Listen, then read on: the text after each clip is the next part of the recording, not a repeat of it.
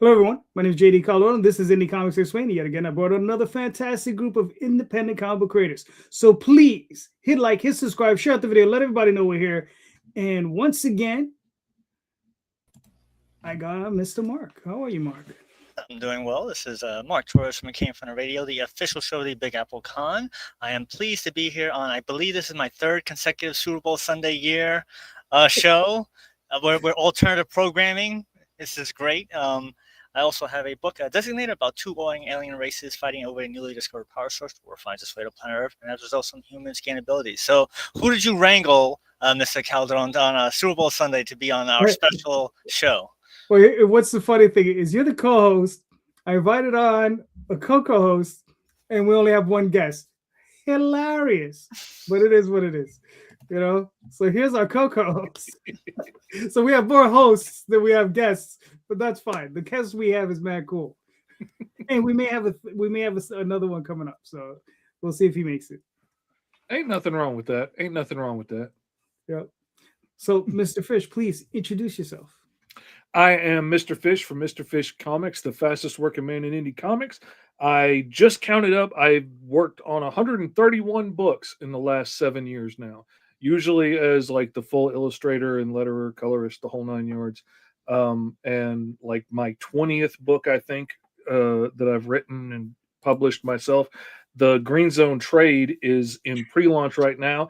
It's going to be going live next Wednesday, and it follows a group of mutant cops on their first shift on the force, trying to earn their citizenship back in a world where it's illegal to be born a mutant. Cool. And our one guest. What's up? Hey, one and only special Super Bowl Sunday guest. That's all we need when it's Captain Diesel. Man, nah, stop it. Yeah, I'm Captain Diesel. What else was the prompt? I forgot. My bad. I forgot that. Who are you? Just introduce yourself. That's all. Who are you? Captain Diesel, content creator and now comic book writer and creator. My debut series Reaper is issue 1 is currently out, and then issue 2 is in production as we currently speak. All right, cool. And look at this joker. Why aren't you guys watching the Super Bowl? Well, I can actually answer that question because the Seahawks beat the 49ers, so I don't want to see them win, and everybody hates the Patriots, so I don't want to see them win either. So I have no pick in this fight. All right, I'm predicting they're gonna end up tied at some point, and it's just gonna leave that way infinitum. It's just gonna stay that way. They're gonna play for 92 hours. It's gonna be tied. So that's my prediction. Yeah, I don't know how to fan. So I'm football's never been my thing. My little brother plays football. I watch his games, but besides that, I got it. Listen, I watched for like 2 years when my kid played because he's my size, so he was a giant too. So they recruited him onto the high school team, and he played for a little while until he realized that was just too much work and he wanted to go back to drawing. And I do know they wear pads in football, and it's the one with the pointy ball. Other than that, I have no idea. See, Liz, you guys aren't missing anything. Anyway, it's a boring game. So it is what it is. Anyway, gentlemen, so I got the show question. This is a real, I guess it could be a complicated question because I was going through this recently. We all have books. We all have titles that we have to pick out. How do you guys go about sussing that out? Because that's the hard thing. You have to pick the title, the name of your company, right? Then you have to pick the title and name of your books, right? How do you guys go about that process? What is that process for you guys? So we'll start with Captain. So company-wise, I didn't come up with the name. I published my book underneath Echelon Graphic Novels. My good friend Ethan Murphy, he had already created the company like dinner a decade. I think he started in 2013. So it's been around for a bit. So I just published underneath, so I didn't have to worry about that. As far as my book, I was aiming for the one name or thing, if that makes any sense. When you're looking at, like, again, I'm a big basketball fan, so I looked at stuff like sport, like a lot of players that were infamous. So MJ, Kobe, LeBron, these one name infamous titles that people that's really memorable. It's easy for people to remember. And also I was thinking about searchability. So if I just have one word, you type it in there, it's just easy to find. So Reaper just felt like a really cool and cold title for something, especially with the kind of tone that I have for the book in regards to a lot of the horror aesthetics for it. So it felt right, man. It felt right. All right, Cool. Mr. Lee. Searchability is a big thing, especially now. Like, it's funny that I just laugh because I named mine Mr. Fish Comics because I went through so many names since like high school that I was going to name my publishing company, and it was going to be like Black Raven Press and Severed Head Studios and all this different stuff over the years. But eventually, like, I couldn't come up with anything else that I really knew I wanted to stick with forever. I didn't want to, because everything I come up with in the past, eventually I outgrew. And I was like, well, I'm probably not going to outgrow my own name. So I just went with that, down and dirty, and it's working so far. There you go. It's a good thing. But you have, see, the one good thing is like you have each of your names, Fish and Lee is just one syllable. It's very easy to pronounce. It flows off, real easy. It's not like mine. It's short. Like Mr. Fish is easy. It sticks out. People have been calling me Mr. Fish since like high school for some reason. I don't know if it was because I was a foot taller than everybody or what, but it's what they called me, and it stuck, and it's what I've been called ever since. So I go. So you weren't like the Muppet that always walked around with the fish? No. all I'm saying is Severed Head Comics would have been badass. That's all I'm saying. It would have been. I was a slightly different guy when I was going to use that name, and I still can't show my kids. What's up, DM? I still can't show my kids the first issue of the comic that I was going to self-publish back then, the Ashcan comic that is now Alice Lost in Wonderland, my series that I do. But my kids are grown. One of them has like 4 kids. I am not showing him that book that I drew because it was nasty. I was trying to prove how grown up I was, and it's nasty. So, gosh. So, damn. So, how tall are you? I am 6'4.5". Okay, that's cool. Which, when you add on like 400 pounds, it makes me look about 7.5 feet tall. Right. Yes. Because I am a big old boy. Gotcha. Okay, that's cool. Mr. Mark? So there are 3 different names we're talking about in this conversation. It is the name of my company, name of the radio show, name of my book. So the radio show, we're actually going to celebrate our 24th anniversary this week. Next week on the 19th. So the original name for the radio show was called The Comic Book Novice, because the idea was that we wanted to appeal to the masses, which was the novice. So the listener was the comic book novice, and that way we talk to them as if they don't know what's going on, so they can understand the whole world of pop culture and whatnot. And then we expanded the show, rebranded it to It Came From the Radio. And at the time, I was working at a movie theater, and my the projectionist, which for you AEW fans out there is the brother of Taz, he wanted to join in on a radio show. He's like, I want to be on a radio show with you. And so we decided to rebrand the name. And there was 4 co-hosts at the time. It's myself and 3 other co-hosts. Because the idea was that it was going to be kind of like The View, which was going to have, different aspects of opinions of the world of pop culture. And each one of us came up with a different name. And I don't know which one of the 4 of us came up with this name. And we took the 4 names, because we worked at a movie theater. And we had a movie screening. I don't remember what the movie screening was. So we had a captive employee and friends audience for an employee-only screening. We went downstairs. Before we played the movie, we said, we have 4 names for a radio show. Pick one by applause. And that's got the biggest applause, and that's how it came from the radio. And for my company, which is MFC Studios, Michael Frank Charlie, is actually my first comic. So my first comic studios. Cool. Let's see if I can suss out some of my names. So I have Dreamweaver Press, which comes from a comic book that I had originally published way back in the day called Dreamweavers, which I'm currently publishing, bringing back now, right? So I was like, I just like the name Dreamweavers, right? And what's funny is when I was a kid and I first came up, I was like 18, 19 years old, somewhere in that area.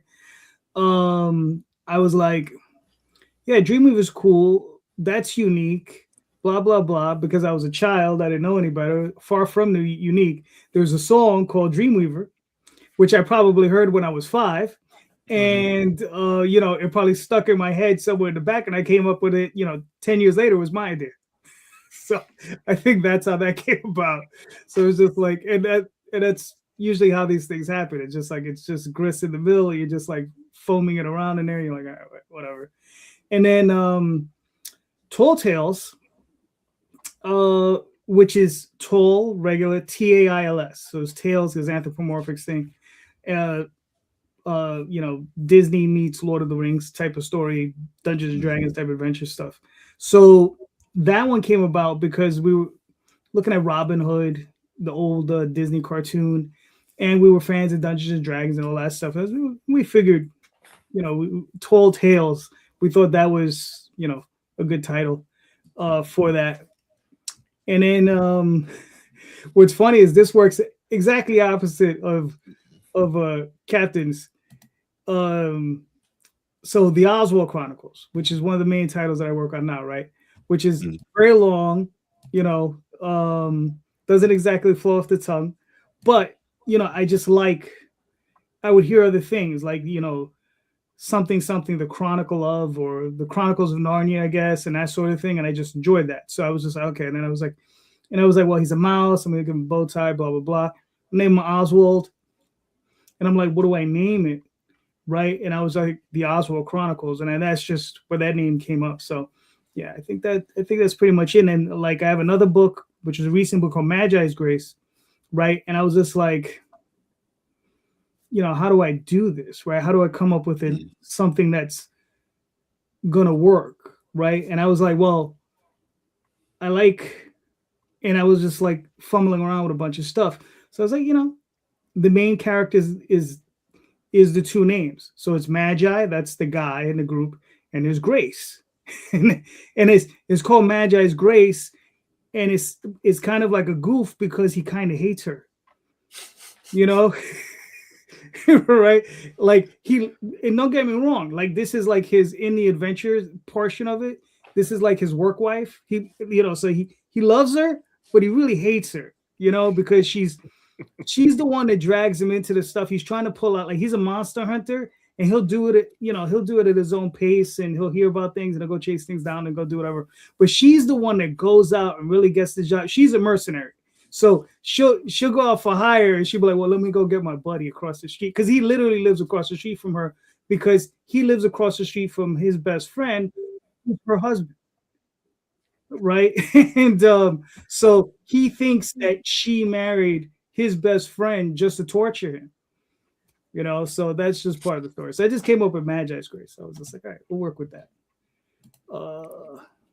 I had to come up with something for Green Zone because the name I had wanted to use when I started looking up trademarks and stuff was already taken for books. And so suddenly I had to scramble and think of something else. And I had logos and stuff made, and the first script all have the old name on it. And then suddenly I had to come up with something else. And so we ended up at Green Zone because all the mutants in my book, like if you're working for the city trying to earn your citizenship, you have to wear a green stripe on your uniform so they know you're a mutant, because not everybody looks like it outwardly. And they get locked away in this part of the city, which is basically like a concentration camp ghetto. And those are the green zones where everybody with the green stripes go, and we put them out there and forget about them. And so I ended up going with Green Zone, and I didn't think about it when I did it, but I was like, in my head, it's a different thing than like, say, a military green zone. So I made it one word. Making it one word has made it more difficult for it to be able to be found, because people want to do green zone instead of green zone. And I made it harder on myself. Putting a colon in the middle of it made it harder on myself to be able to find it. Then that's something that I didn't think of. So tips to anybody out there who's wanting to title a new book: make it really easy to search and to find. Like when I spelled the Mighty Caw, Kaaw, that made it that much harder to find. I wanted it to be like, a name that sounded like a crow caw, but not actually just be CAW. And that has single-handedly made that book way harder to find when people think about it, because they think CAW and type that in. So don't make it any harder on yourself than it has to be.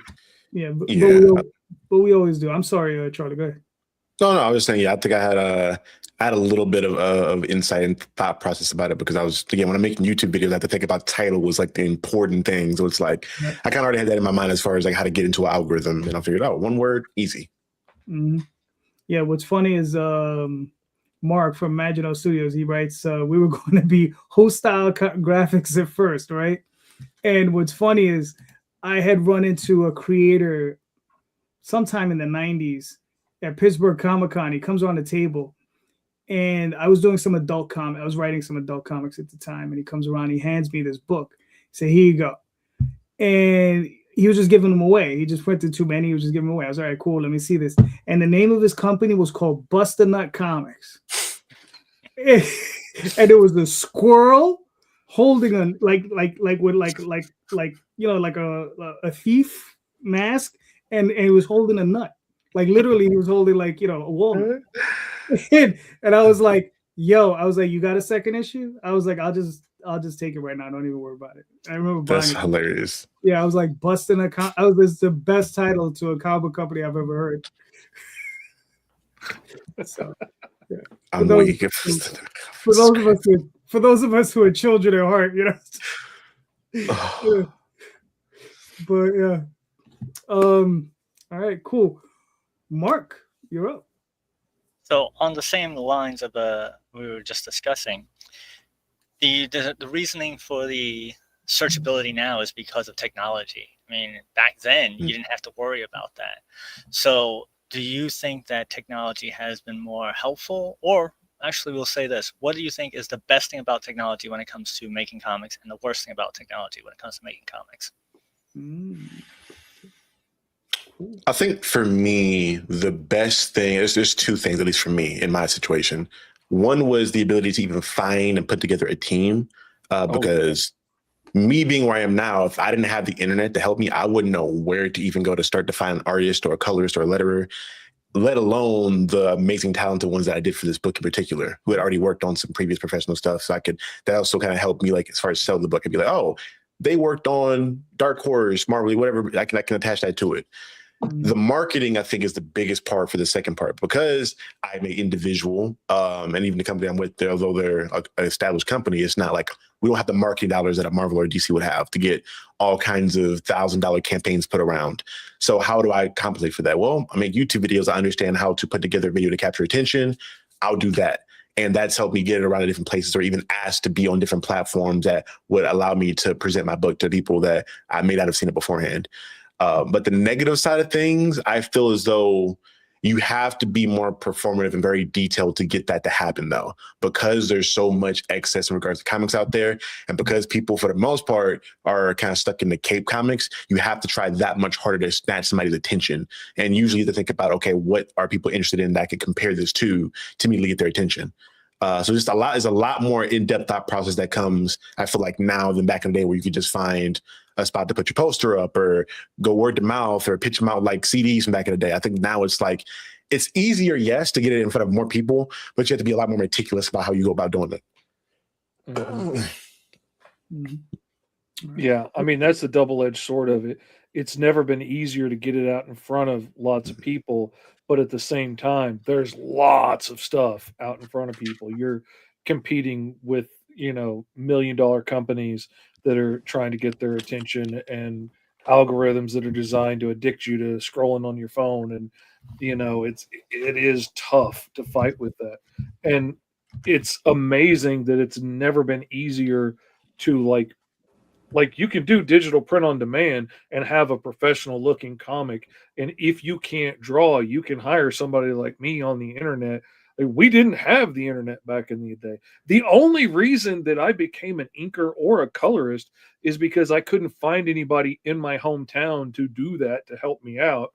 I didn't happen to work with anybody that was a talented enough artist to help me or had any interest in it. And if you didn't know him from school or happened to work with somebody, how were you going to find that guy that, is sitting at home alone in his room inking, wishing he had somebody's pages to ink? You couldn't do it. So I hated inking so bad, but now years later, it's my favorite part of the job. And, coloring just intimidated me so bad when I started it. And now it amazes me people hire me to color books. But it's amazing how much it's changed. But it's never been easier to put out amazing looking books that look as professional as anything anybody puts out. But at the same time, the negative side of that is it's never been easier to put out a book. So anybody can do it, and they can just throw AI slop in there, or they can scribble on the pages. And then I have to try and make my book stand out amongst a billion other books out there. And that's tough. Eventually, if somebody picks them up and reads them and likes the quality, then they keep coming back and you slowly start to build that. But man, there's a lot to sift through to try and get noticed when you're trying to start something. Mm-hmm. All right, cool. For myself, I think the biggest advantage we see is a portion of what Mr. Fish is complaining about is POD printing. I think POD printing is a huge boon for all of us, right, as independent creators, because back when I started, bro, if you weren't printing 3,000 books, you weren't printing. Oh yeah. If you weren't printing 3,000 books, you weren't printing. So they wanted 10 grand to do that first book I tried to do like 30 years ago, and that might as well have been 10 million to me back then. Right. I mean, I don't know what you're printing. I mean, through Brenner, 3,000 books at the time. It was color covers, black and white interiors. I don't know if you were trying to do color, but black and white at that. I don't know. I think 1,600, 1,800, somewhere in that area. And if you worked it correctly, you weren't paying anything, because there was a whole system involved. Like, all right, with Brenner, they would give me a line of credit, right? And then what I would do is I would take the books and I would offer them to the distributors, right? The distributors, there were 14 of them at the time, not just one or two, but there was 14. And I would say, okay, boom, place. They would give me all of their orders. I would take those invoices, show them to Brenner. They were like, no problem. They would print the books, ship the books to those distributors. I would collect the money from the distributors, give Brenner their cut, and then I had my cut. So believe it or not, there was a system where it was quite easy. You could get in and work it. It's not like, now it's kind of messed up. And now it's like kind of like you have to have that money. That's why Kickstarter is important, right? Because but again, that's a system you had to know, or somebody had to teach you. Like, that's not something you could just find on the internet on YouTube like you can. Well, there was no internet. Yeah. There was no internet back then. So, So no, there was a book that I had found published by Sal Brodsky. And he was the son of another, I guess, Daddy Brodsky. I'm forgetting his name, but he worked at Marvel. But Saul Brodsky is S-O-L, Saul Brodsky. He was in publishing for a long time, and I forgot what company he was with. Solson, I think, was his. And he was doing, like, he printed some of the Teenage Ninja Turtle spin-off books, right? Like how to draw the Teenage Mutant Ninja Turtles, or how to do Kung Fu by the Teenage Mutant Ninja Turtles and stuff like that, right? But he had printed a book on how to publish comics, and all that information was in there. And I think he printed that during the black and white boom. So I picked that up, and that was like my guide, man. That was like my field guide to comics, And that was like, yo, you can still find. It's funny, you can still find copies on mycomicshop.com for a couple of bucks. I would suggest everybody just pick one up, just because it will blow your mind just to see the history of what we could do as in comparison to what we can't do today. And the thing is things are somewhat easier to take. Because like I said, I had to print 3,000 books. I couldn't just, now I can order 10, right? Go to 15 books and say, I just need 20 of those, So yeah, so it was, it was very, like I said, it was very, very different times, but it was just, but there were mechanisms that you could maneuver, So what was I saying? Right. POD printing, huge boon. The part that I don't like about technology is that we have these wonderful platforms like Facebook, like Twitter, Instagram, whatever, right? Pick one or a dozen or whatever. I think they're great. But once the companies that own those platforms, once we meaning the people, as in we, all of us, everyone who's ever participated on those platforms and built them up, because in the end, the corporations that have built them up, it was all the people who are active on those platforms that built them up, right? Just like YouTube. YouTube didn't come out of the ether. It was like, oh, we're a big set. No, it took hundreds of thousands of videos from countless people from all over the place to build that platform, right? But then what happens? They get, well, I don't want to say they get greedy. They become a corporation, like any corporation. They get greedy. Right. Yeah, they get greedy. So what happens is now they say, oh, well, here's an algorithm for you, right? And it's going to sort things out so that, people will see your things in certain orders as to what they like. Instead of it just being there, right? And you would get 300 people seeing your posts.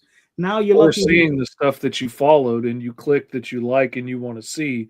No, we're going to make you pay for that. You pay for fans to see. Because they want you to buy ads, right? So they're like, well, if you want that free kind of flow thingy, give me $500 and maybe we can get that going for you for 30 days, to a couple of thousand people, not the whole thing, right? So, I mean, I think that's a big difference. So I think that's the portion of it that I don't like as far as technology goes, is that they kind of have us by the short hairs. They build these wonderful platforms where you can reach a lot of people, but then they limit you as to how many people, like you say, oh, I'm friends with 5,000 people, right? I'm going to post this if 5,000 people potentially can see it, right? No, you're lucky if 50 people see it, right? And that's after you begging 5 of your friends to like share it. So that's the part I don't like. So yeah. Mark, what do you think? So I think that in the old days it was more difficult in the back end to make a book. And now I find it's harder in the front end to make the book, because as you guys are saying, it's easier to make the book, but now to get it out there is so much more difficult. So, going back to TV, when there was only 3 channels, how hard was it to get your show on one of those 3 channels? But then when it got on there, people were watching it. But now, how easy it is to get on a streaming platform. But now, how hard is it for people to find it? And so now all of a sudden you have another job of being a marketing social media guy, where that wasn't supposed to be a thing. Like, oh, I gotta hire myself again to do another job. That just makes it worse. Because there's a lot more hours in the day I can pull from to do that. Right, exactly. Yeah. So it's starting. I think they're coming up with a 36-hour day. So, man, I hope so. I have been begging for one for years. Right, like we need more. Yeah, I mean, but listen, Mark, whenever you want to do that Roku channel, because we could all have one. And if you think about it, the way the streamings also is, some of them came and went. You remember Periscope? That was a thing for like a hot second. And that was supposed to have been a huge alternative. And that's the thing that frustrates me about all of the social media is, what's up, Lori? Is like, if you can get in early and, like, if you're the first guy that joins TikTok, let's say, and starts talking about comics, then you become the comic guy on TikTok or YouTube or Facebook or whatever, and you can blow up really quickly if you're on there. But the problem is they start so many little things and you don't know which ones are going to take off. But unless you're there investing the time in that platform, it's not going to take off. But there's not enough time to do it all. So by the time anything starts to grow, you're pretty much too late to the party by the time it's popular. Yeah. To that point, I feel like a lot of things that I benefited from was, one, being as much of a student as much of a creator. That makes any sense. Before I even started writing comics, before I even started doing content on YouTube, I consumed a shit ton. Oh, can we cuss on here? My bad. I didn't mean to. Well, it's too late now. Okay, my bad. Here comes the FCC. That's only a $10,000 fine. Yeah. No, listen. We say fuck and shit and cut and whatever all the time. Okay. So, okay. I'll give you PG-13 at least. I mean, we try not to go there, but we end up right. I watched a lot. So I watched guys like the Blood Without Fear, for instance, right, for YouTube. Like I saw the way he covered books, and I learned that it's not enough for you to have a good product. You need to be able to present your product from a perspective that is as unique as possible to you and your lived experience. So I need to be able to present my book based off of one, connecting it to other things out there. Like I know, like if I'm a big fan of mythology, I'm a big fan of horror. Okay, I'll tie all that in, but also put my spin on like how I perceive the same content, so that it feels like people are getting in on this exclusive thing, or there's something that's never been seen before. Which, in reality, there's nothing new under the sun as far as storytelling goes. It's kind of like different forms and shapes of stuff that's been done before, even if you didn't know about it. But if you present it in your own perspective, people think it's brand new, it's fresh.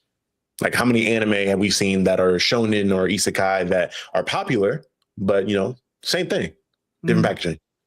Yeah. Very, very true. All right, cool.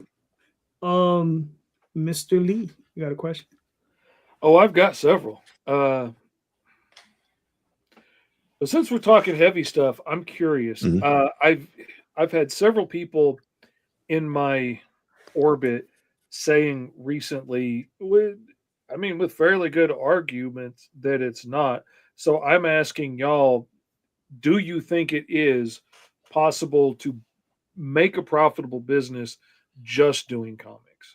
Or do we have to have something else to offer that brings in a better profit margin to make it profitable? To do it full time, I'd say just selling books as of now, no. More so due to the factor that you need a solid start, a foundation. And if you're starting out as a unknown publisher with unknown IP, the biggest uphill battle you're going to have is getting people to read your IP. And that's going to take a long time, which isn't really provide you with the ability to put a roof over your head or buy food, whatever it may be.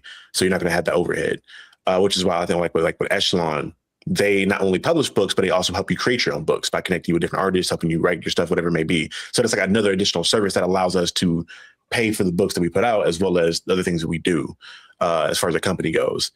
And even beyond that, you're starting to see a lot of publishers be smart as far as like offering advertisements in their book. They'll be like, all right, cool, here's my book. If you want to promote your book or promote your product, give me a certain amount of money and I'll put a page where people can see your ad in the book. So just little stuff like that I think you can add to your company to kind of give you at least a little bit of leeway in regards to getting to the point to where you can publish books full-time and that be your full-time thing. All right, cool. Mark, what are your thoughts? I think that it is possible because anything is possible, but not everything is probable. It's one of those things where if you look at any company, it's very rare that the company stays doing whatever it was doing. They make one thing and they're like, oh, well, what about this? Well, what about that? Because they want more money. And the way the corporations work nowadays is that you have to make more money this year than you made last year, or else you're not a successful company. But it is possible to just make one thing really good and just keep it going for as long as possible. It is possible. Mm-hmm. All right, cool. Damn, man. I mean, the answer is, kind of like Mark said, it's yes and no, right? It's possible. But I think what's funny though is I think we're at a point where it's more possible than it was, let's say 15, 20 years ago, right? Because you got Kickstarter, right? You have these other platforms, Fund My Comic, IGG, whatever. You understand? So where you can run. Got a shout out Crowdfunder. Crowdfunder, yep. There's another one where you could possibly run secondary campaigns on them if you want, or you could be like me, just run a secondary campaign on Kickstarter. Just hope they don't notice. The other thing is the direct market isn't entirely sealed off from us, right? Like, it's funny, when Diamond was the only gate to get through, it was tough to get through, but you could get through it. Now Lunar, who is essentially like their inheritor, that gate is going to be tough. I mean, that gate is going to be way tougher than getting through Diamond's gate, right? But there's Filbo, distribution, right? So he's out there doing his thing, right? And he's still running, and people are having success, and he's having success, right? So that's another avenue, but it depends on how you strategize your books, right? If you're going, if you're going to go through Filbo, I spoke to one creator. He says he's selling about 300 books through Filbo. It's not a big number, right? But it's something you could build on. So if you're running a campaign and you can strategize it so you get it correctly, because it's a bit of a pain in the ass to do, so that you run your campaign, you offer it through Filbo, you get your books printed offset, right, instead of POD, so that you'll have the cost effectiveness of offset, right? Because you can get an offset book printed in China for probably about 60 cents. You can get 500 books printed for about 600 bucks. It was a standard 32-page comic, right? Nothing special, just real basic bare bones stuff. Shipping is $300 to $400. It's going to be expensive to ship it here. That's just life, but it's still cheaper to print it there than it is here. And if you need to upgrade that to 1,000 books, the cost is like an extra $120. Huh? Yeah, it's like $150 extra. It's not that much more, right? Yeah, like my first issue of Alice, I printed in China, and it was like $1 a piece for 500 copies. Right. And and I've sold a lot of those, a lot more of them than I thought I would have sold by now, not having any cons last year except for 2. Right. The last 2 I had printed here in Arkansas, and this place did a great job, and they're twice as much as China. I kind of missed that price, but it's still better than print on demand is. So, it's been working so far. Right. But at the same time, I'm buying 500 books, which not everybody's ready to do or going to sell that many, or, right. That's not something I recommend for somebody starting out on their first Kickstarter. You do not want your wife fussing at you about having boxes all over the living room or something. Right. But, I know I usually tend to hit a lot of cons and make a lot of sales, so I'm not worried about it. Yeah. I mean, that's where the possibility comes into play. If you find, I've covered a lot of conventions, and you see people that's all they do is go to conventions every single week. Oh, yeah. They can make a living. It is possible just to go to conventions, sell the book each and every single place. So it can be done. If you can do that, like, that's a whole other thing, because like physically my body cannot take going to a con every week. I don't know how some of these dudes do that, man. That's brutal. Yeah, it is Especially brutal. with travel. Yeah. But like I was saying though, imagine, Fish, if you had printed 1,000 copies of that book, right? You got your little barcode on there, talk to Filbo, say, listen, we're going to print this, bi-monthly, quarterly, whatever. Sold another 300 copies, 400 copies, right? You're not going to make a lot of money. You're probably going to make $2 a book, right? Or $1.90, something along those lines. But that's another, $600 in your pocket, $700 in your pocket, depending on how many titles, how many books you sell, right? And it also hinges on how far you're willing to carry it, because if you'll get the sales through him. There's some retailers who won't buy from him for whatever reasons, they have their own reasons, but you could reach out to retailers. There's a lot of retailers that'll buy directly from indie guys, and the more places you can get into, the better. And the thing on top of that is the stuff I've been looking at seriously is that those sales, if you advertise that you're on Kickstarter in your own book, the people who are buying them at bookstores may seek your stuff out on these other on these platforms, to find them. Now wait a second, but you also asked, can you make a living? Well, can you make a living with just doing comics, or do you need right. So I only focused on that portion of it, right? Because I do think, like I said, it's gonna be tough, because obviously it's volume, right? If you're selling as an independent creator, if you're selling 5,000 books, you can. Right? If you do the direct market, you can do it. You understand? If you're selling 3,000 books, you might be able to do it, right? If you own your house already and you don't have that many bills, if you don't have a mortgage, or rent. Especially, I'm in New York, so forget about it. You know, but yeah, if you're selling 3,000 books, you might be able to make a go of it. You know, especially if you're putting out regularly, monthly, bi-monthly, whatever, you might be able to do it. But sometimes you got to sell other stuff though with that higher retail mark, right? Because I've seen a lot of campaigns try to reach certain levels, and I'm like, well, I've never seen you exceed, let's say, this many backers, right? And they're like, yeah, but I can make that number because I'm selling a T-shirt and I'm selling a widget and I'm selling, the face of my character on this button and this pin and whatever and whatever. And I got that all covers tier that's real high that, half those whales are going to come get just so they have every cover to never open and read. Yeah. And and it's great to have those, but you can't rely on them because they don't always show up. Because I get them every now and again, and you're like, oh, that's fantastic. And then you sweat at the end, makes you, hopefully they pay. And they pay, and you're like, oh, cool, I'm going to get them on the next year. And they don't show up for another 2 campaigns. Right? So, I mean, at least that's how it works for me sometimes. So, I don't know. Maybe you're luckier than me. But yeah. Thank you, man. I appreciate that.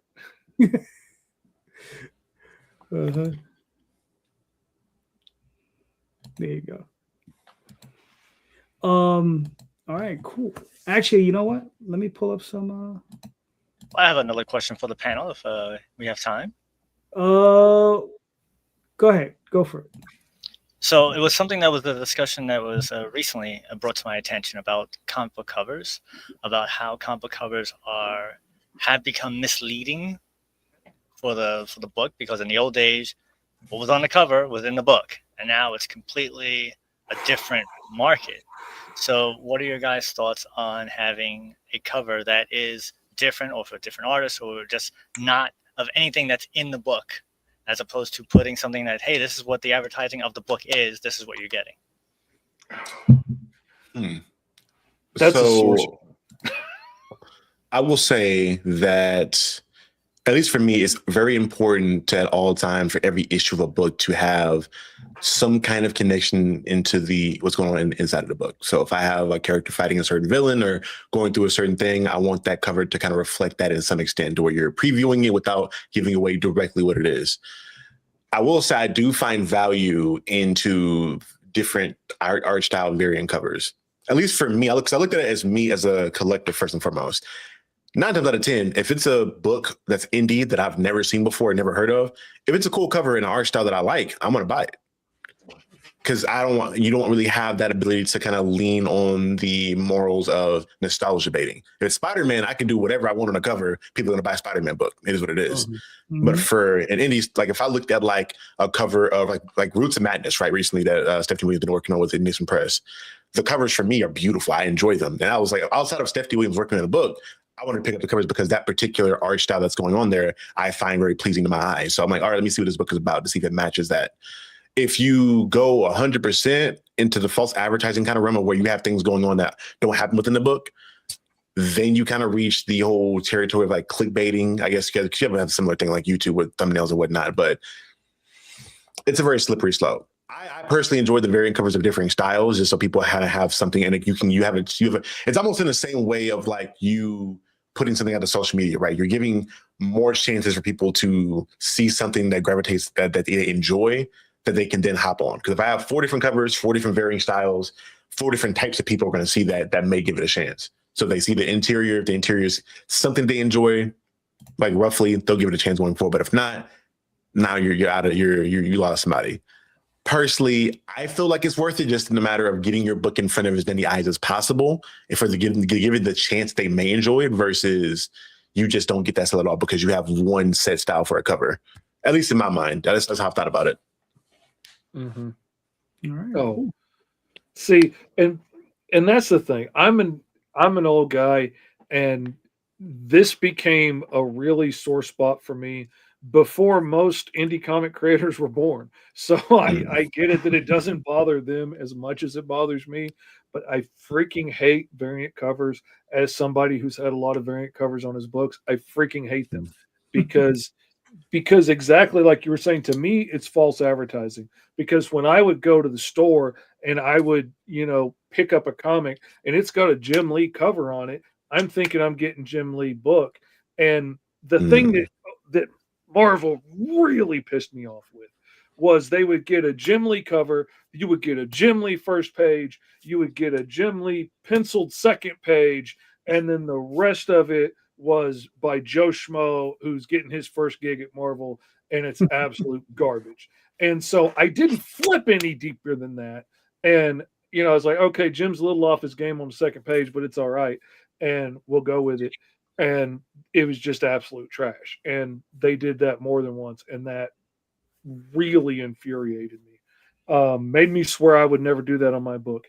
And then the whole freaking world changed, and you got to do variant covers to make good money on Kickstarter. I mean, some of these Kickstarters make obscene amounts of money with just so many variations of nudie covers. Like, I counted on one of these campaigns had like 85 different covers, and the vast majority of them were absolute garbage. Like, I mean, they looked like they were drawn by junior high kids, or they were like 3D models that they blew up the boobs on or something. And then you got the version with the bikini on, then you got the version with the bikini off, and then you got the version with whipped cream on there, and then you got the version, it's the metal version, and it's the same crappy drawing over and over. And then you do that over and over and over. But there's so many people buying that like $3,000 all cover tier. And I'm like, I can't argue with the numbers. I mean, that works. By the time they get all of those separate issues printed, I doubt they made a whole lot of profit on that, but they made really big numbers on the Kickstarter. So, more power to you. I have taken it as I pretty much have to do some variant covers, because there are those guys that are going to want to come through and get all the variant covers. There's not a ton of them, but there are those guys that like to do that. And I don't want to miss an opportunity by not having something for the guy that wants to come in and spend that money. So I offer it. I've gotten to the point now, especially on my own Kickstarters, where I usually do most of the variants myself. Like, I hired Seth DeMoose to do some variant covers for the Mighty Caw. And honestly, he pissed me off because they're way better than my covers, and they're freaking beautiful. And I so bad wanted to make those the main covers, because his artwork and my colors, he just popped, and it was amazing. It was beautiful, and it made mine look like trash.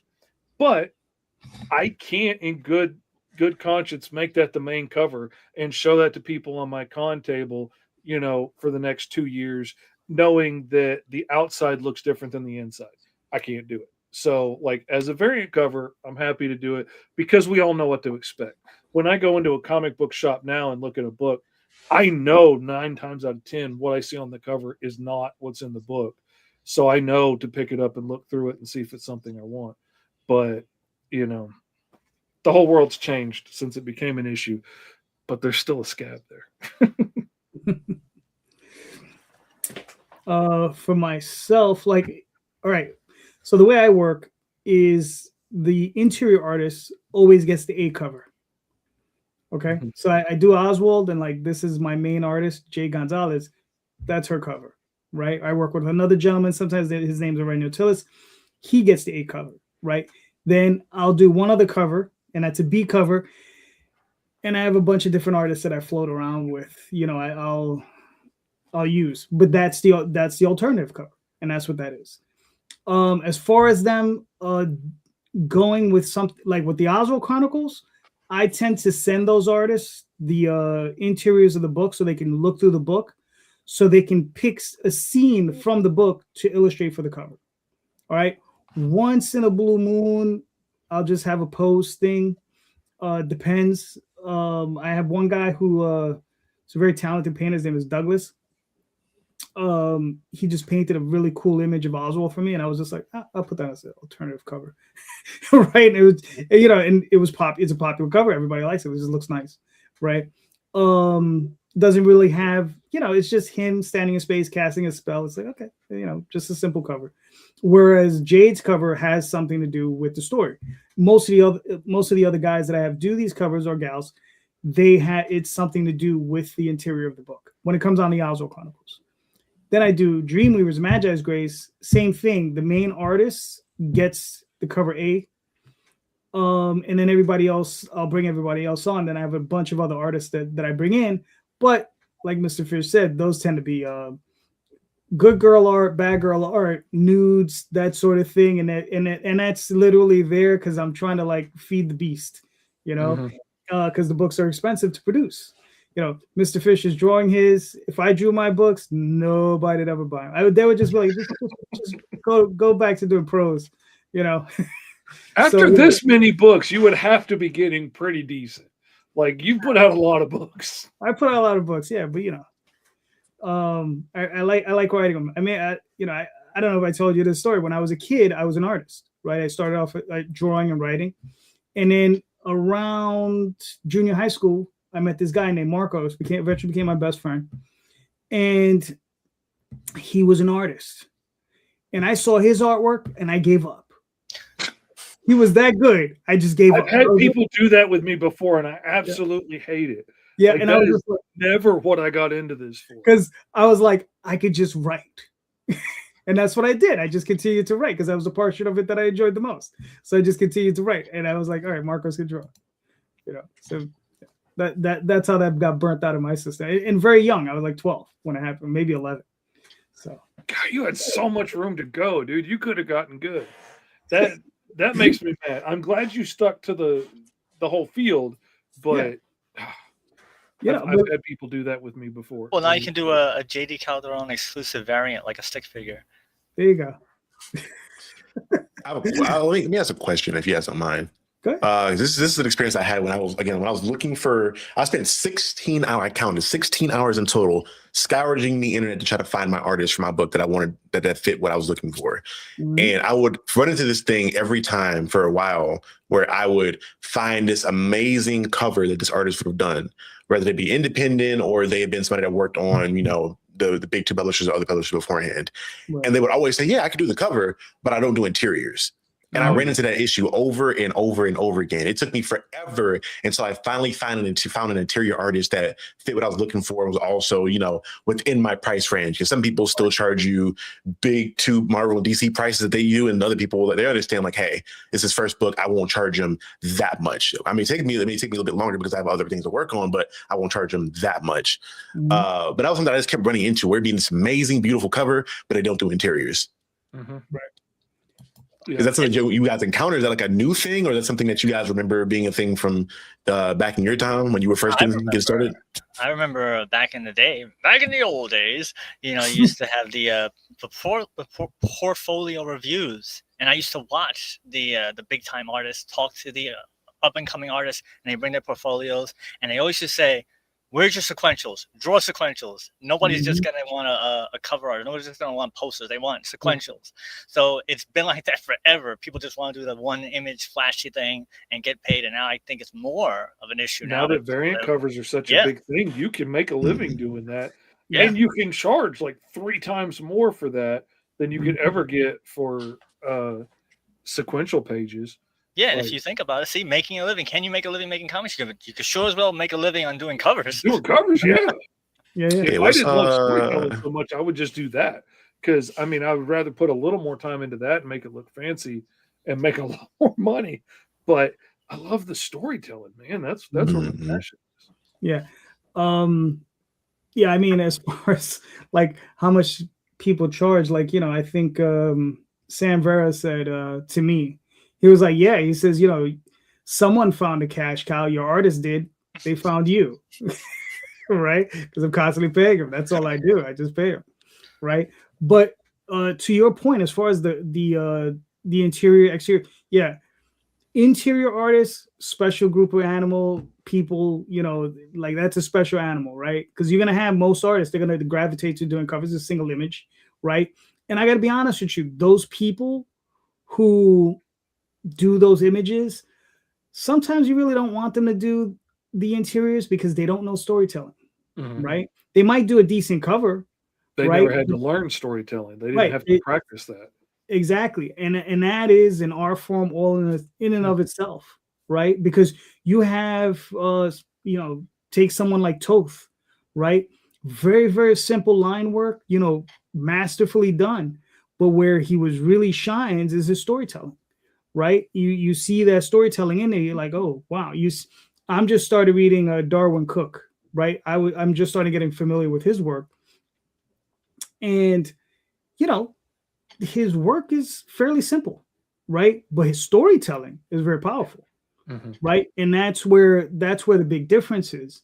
Whereas, like, this is not Alex Ross level illustration or Neil Adams level illustration, right? Mhm. This is, I would imagine, what was it, Batman?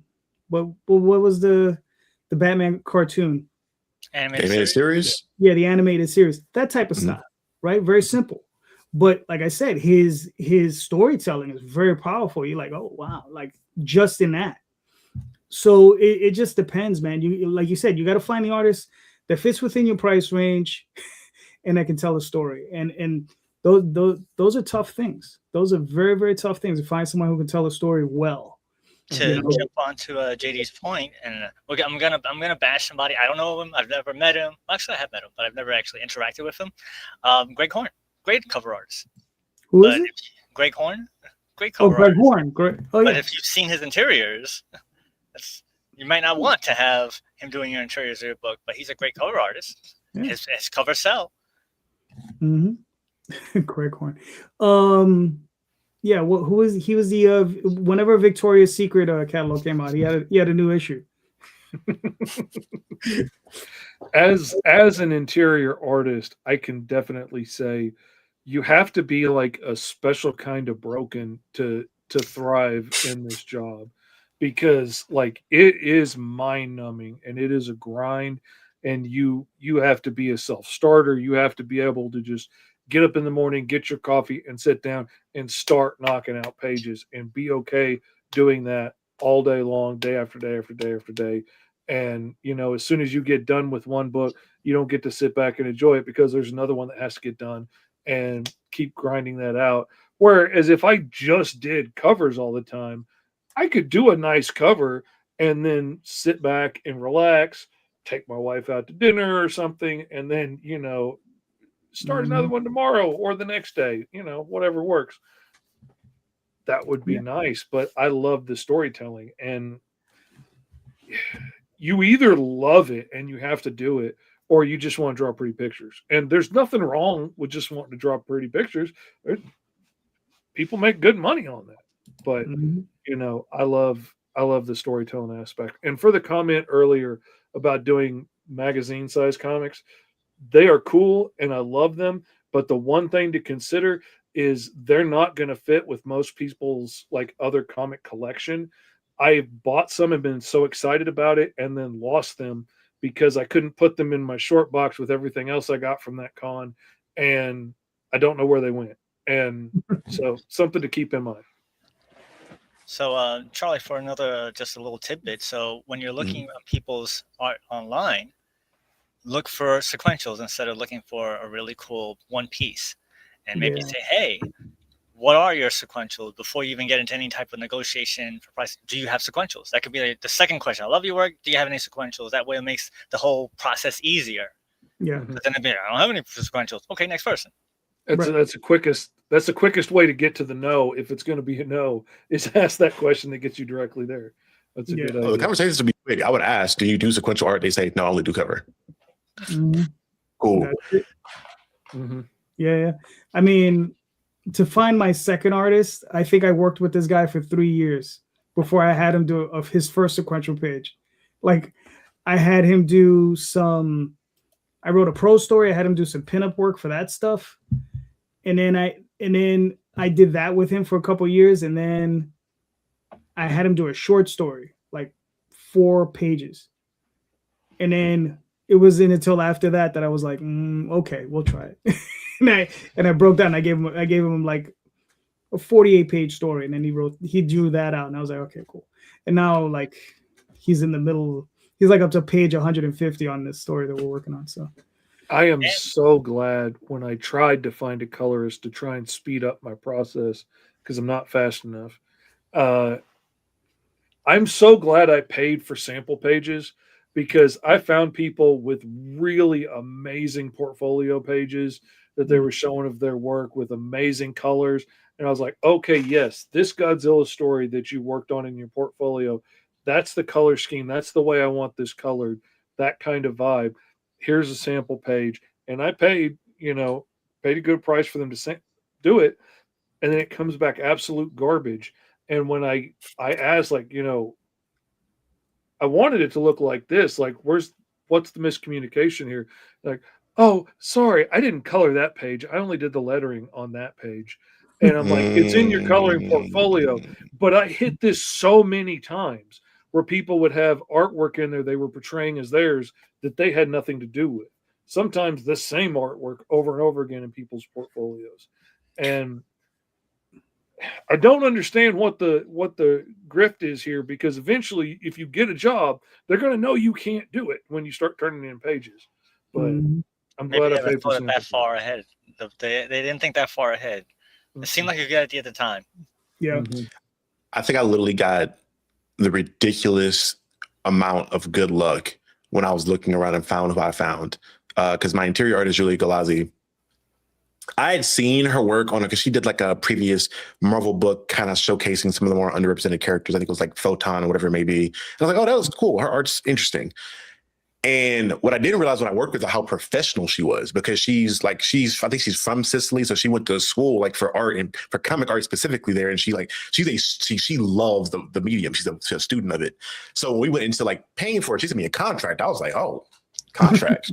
I had only like just in like cash apps, whatever, maybe the artist or cover artist at that point, but she was like very professional and treated me like how she would treat Marvel, Dark Horse, whatever it may be. So I got to understand, okay, this is how things should go versus me just being very much so casual about the interactions. And she's on it. Like legit with this particular book, she will legit turn out a page like Monday through Friday, like every day, just about. She'll take her weekends off. Maybe she works them on the weekends, I don't know. But Monday through Friday, I'm getting a page every day and she's asked me to look at it. Or like she'll get the full storyboard. I'll give her a change on the storyboard. She'll get that changed immediately. She is a machine. So I'm like, now I'm spoiled. Now I'm like, damn, do I want to work with anybody else? Because I feel like I hit the jackpot with finding you first. Like you were my first artist I ever found. Yeah, I'm real spoiled with my flatter. I get so mad when I do a job now that either is such a quick turnaround that I don't have time to send it to her in the Philippines and wait to get it back, or it's just not paying enough, or I'm helping out a friend or something, so I have to do it myself. And I gripe the entire time. Who took this freaking job making me flat this by myself like a caveman? I hate it. I'm spoiled. She does such a great job and saves me so much time. Like I had planned a month and a half for this book I was working on, and I had to hire her in a pinch for like a 5-page short story. And I decided, okay, I'm going to have her help me on this book. I had a month and a half planned to finish this book. I got it done in 12 days. And I was like, oh crap. Yeah, I'm using her from now on. I mean, I make money paying her because I get stuff done so much faster. It's amazing. No, that's really cool. Yeah. I mean, listen, it is what it is. But listen, right now we're going to pull up Reaper. So, Charlie, do you want me to play this video? Sure. Yeah. I mean, Cool. I'm going to cringe to hear my voice, but sure. Reaper issue number 2 is on the way. For everybody that loved issue number 1 and supported, thank you guys so much. But I'm ready to extend this story out in issue number 2 and show you guys a little bit more of who James is, while also introducing new characters. Again, for anybody that is watching this for the first time and is not aware of what Reaper is my debut comic series that I've been writing, and it is going to be involving a lot of dope stuff. If you are fans of like the anime Bleach or even the show Supernatural, think of like a fusion of the two, where I'm going to be playing around with a lot of ideas of God and who God is and how people that are creations of God to go about things. And also the big concept around, responsibilities that are bestowed upon you that you didn't ask for yourself. These are all motifs and topics that are going to be touched on within the full run of Reaper. But issue number 2 is going to see the introduction of 2 really big characters in the story. I won't say who they are just yet, but You guys are going to be amazed when you see them. And I got a lot of time to really work on the dialogue in this issue. A lot of the first issue was a lot of introduction, a lot of action set pieces, and we'll have some action in the second issue, but it's going to be a lot of introduction and really characterizing who James Wright is as a person. So if you guys are interested, thank you guys so much for being interested. But if you want to support this, the Kickstarter is now available. I created a Kickstarter with a couple different levels that offer things ranging from pinup art to exclusive variant covers to even just overall digital and physical copies of the book itself. So to whatever extent you guys want to support, I am thoroughly appreciative. But again, thank you guys so much for being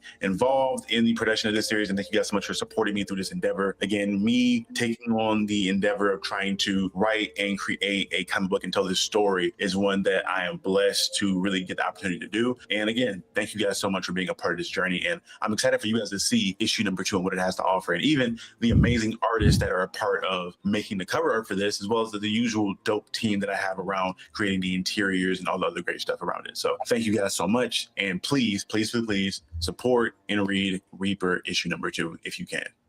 Thank you. Cool. Very nice. All right, cool. So what are we looking at here, Charlie? So this piece, you just to cover that art in particular, or? Oh no, I mean just the whole campaign. Like just go through your. Break it down. Yeah. So this is the campaign for issue 2. I try not to be greedy. With issue 2 in this campaign, I set a goal that would just cover Julia's interior. Because I'm like, okay, the heftiest part of paying for the books, at least for me, was the interior art for her. Although she's expensive, she's worth it. Like I mentioned before, the professionalism and how good her art looks. So I was like, you know what? If I can get help with just paying for her, I'll pay for the colors myself.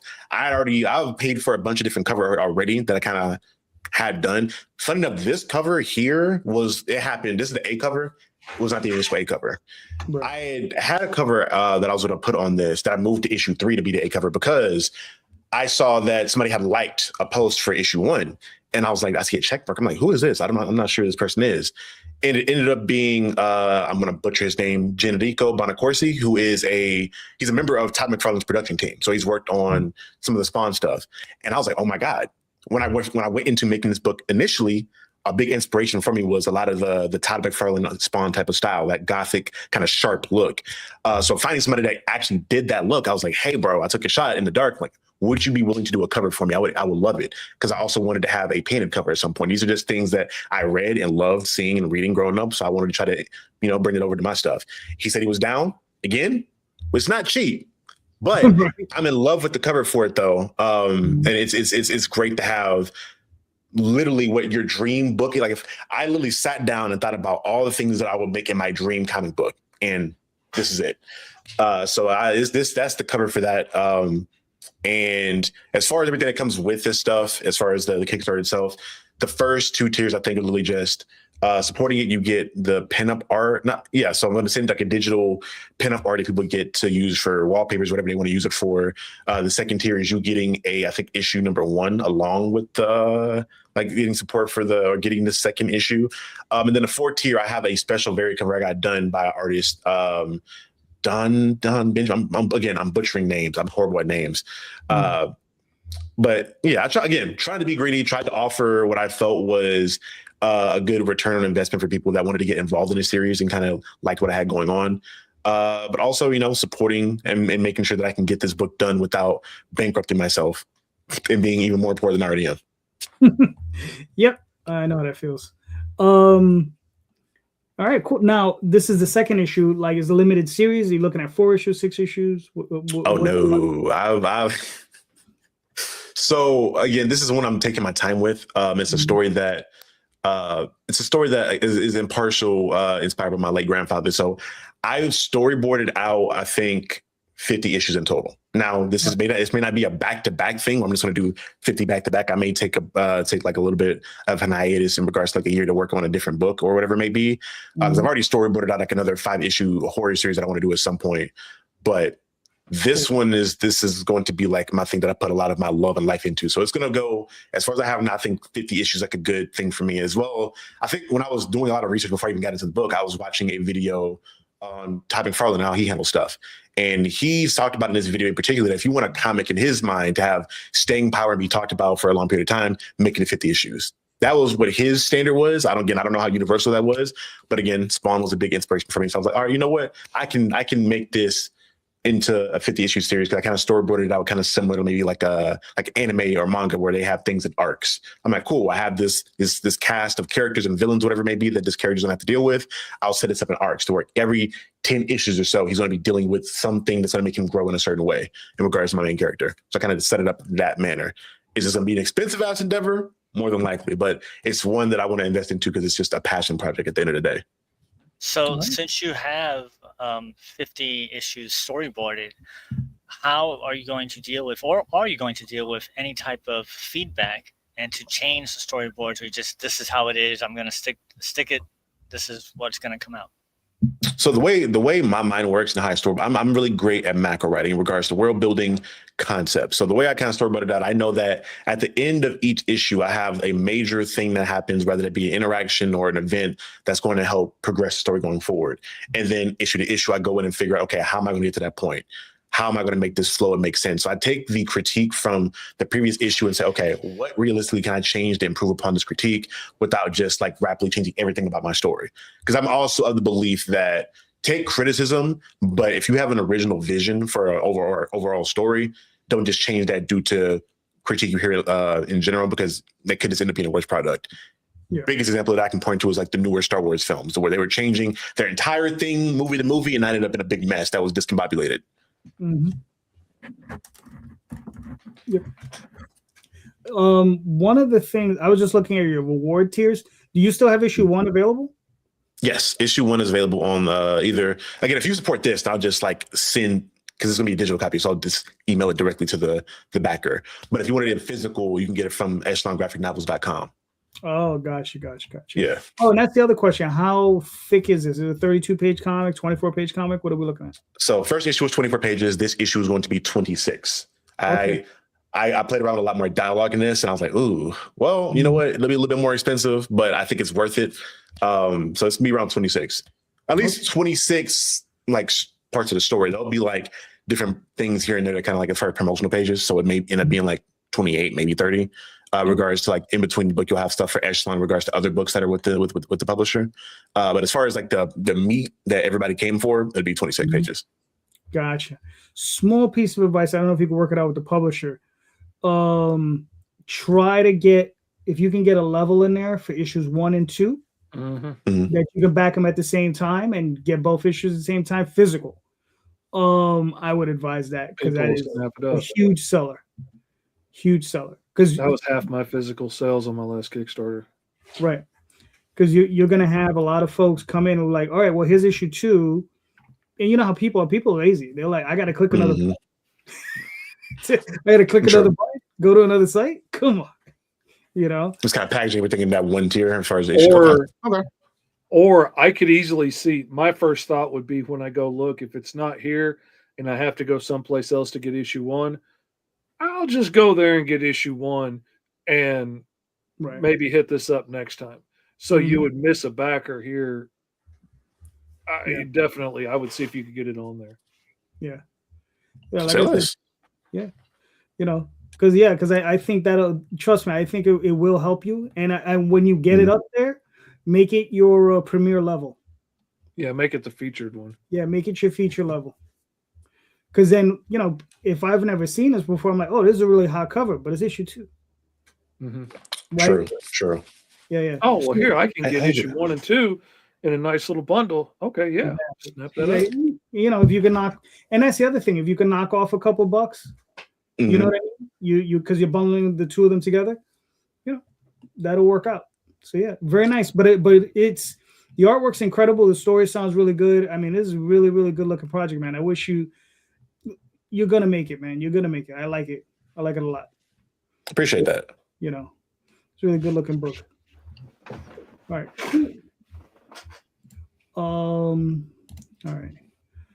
Hold on. Let me pull up the Fishman. What are we looking at? Green Zone. Yeah, mine's short because it's just the pre-launch page. But that's for a trade. Launch until next Wednesday. This is Green Zone Life in the Blocks, where anybody can be born a mutant and you automatically lose your citizenship and all your rights, and you get shoved into the green zones, which are these giant overbuilt ghettos, and polite society forgets about you. And they give you one way out so they can feel good about themselves. If you can prove that you're not a threat to humanity, if you can prove you're one of the good ones and you can serve the greater good for 5 years without using your powers and going to prison or getting killed by, gangs of, mutants with powers and stuff, then if you can survive and not get in trouble and not do anything wrong, then you can get your citizenship and move out and make a better life for yourself.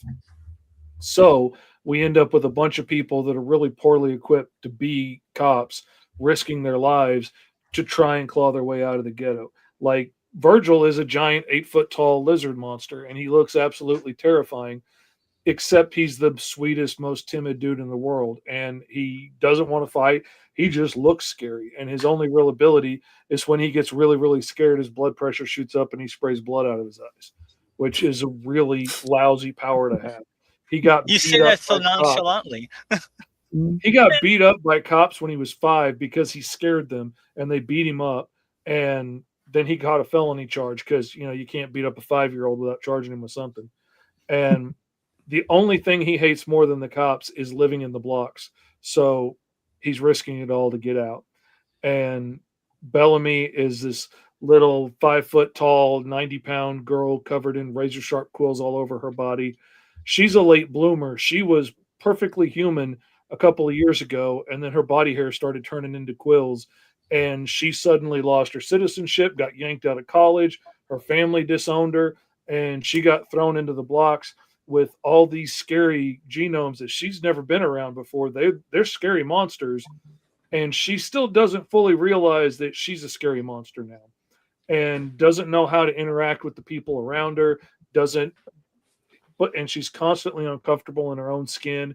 She's always worried about bumping into somebody, because if she bumped into you on the subway, she could go to prison.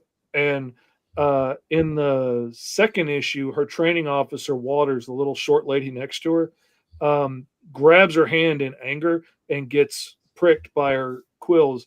And Bellamy tells her, you need to get that checked out, but things go bad really quick, and the police station gets bombed by a terrorist attack. And next thing you know, she doesn't get it checked out. And about an hour later, she's nearly dead from the infection. Yeah, chaos and carnage ensue. It's crazy, man. Life and death. You don't know who's going to survive, who's going to die. It's something, man. I love this story so much. Who? I mean, I have this artwork. I mean, who's this Fitch? What kind of tone do we have? Do what? Who's this Fitch Lee that drew this? That's me, man. Where are you getting the C out of? My signature? Yeah, your signature. Yeah, it looks like a C at the end there. Yeah, this is funny. Dude, I love your art. I need this. I'm definitely getting this. I love the way this looks. I appreciate it. I've actually started going faster and faster and getting looser and looser, especially with Green Zone. And I love the sketchiness more as it goes, because it just catches the grittiness of the vibe of this place.